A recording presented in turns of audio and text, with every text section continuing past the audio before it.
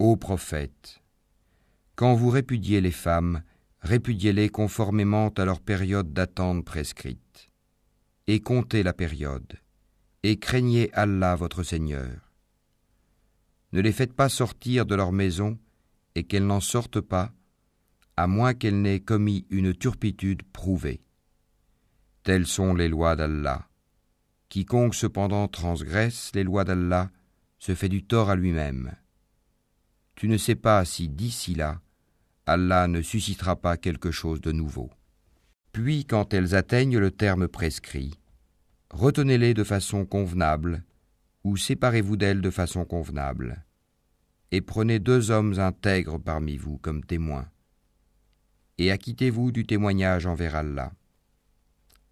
Voilà ce à quoi est exhorté celui qui croit en Allah et au jour dernier, et quiconque craint Allah, il lui donnera une issue favorable, et lui accordera ses dons par des moyens sur lesquels il ne comptait pas.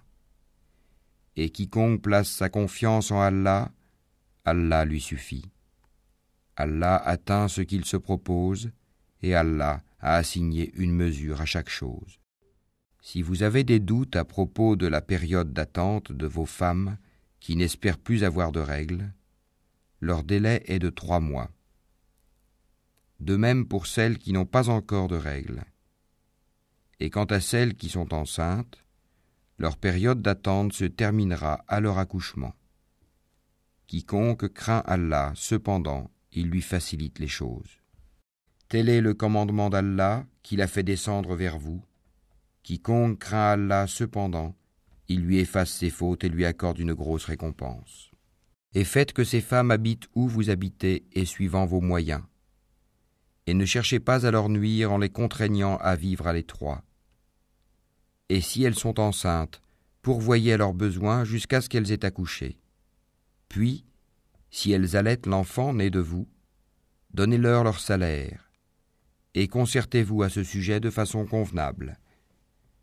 Et si vous rencontrez des difficultés réciproques, alors une autre allaitera pour lui. Que celui qui est aisé dépense de sa fortune, et que celui dont les biens sont restreints dépense selon ce qu'Allah lui a accordé. Allah n'impose à personne que selon ce qu'il lui a donné, et Allah fera succéder l'aisance à la gêne. Que de cités ont refusé avec insolence le commandement de leur Seigneur et de ses messagers. Nous leur en demandâmes compte avec sévérité et les châtiâmes d'un châtiment inouï.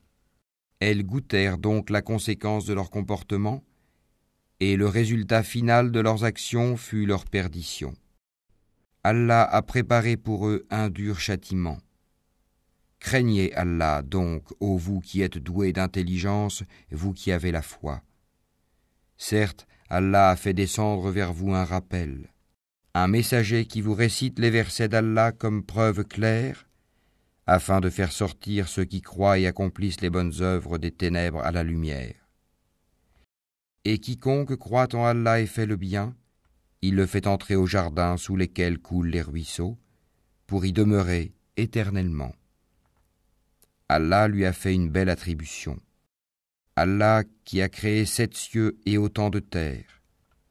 Entre eux son commandement descend, afin que vous sachiez qu'Allah est en vérité omnipotent et qu'Allah a embrassé toutes choses de son savoir.